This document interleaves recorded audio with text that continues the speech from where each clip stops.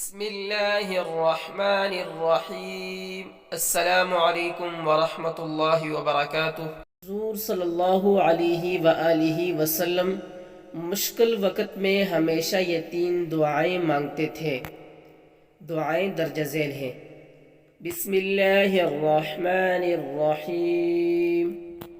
دعا نمبر 1، لا الہ الا انت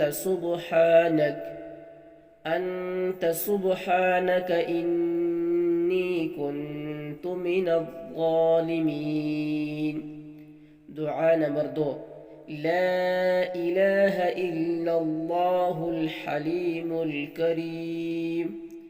دعا نمبر 3، حسبی اللہ لا الہ الا ہو۔ ان دعاؤں کو خود بھی یاد کریں اور اپنے بچوں کو بھی سکھائیں، تاکہ جب بھی آپ کے اوپر کوئی مشکل وقت آئے تو آپ ان دعاؤں کو پڑھیں۔ انشاءاللہ اس کی برکت کی وجہ سے آپ کی پریشانی ختم ہو جائے گی۔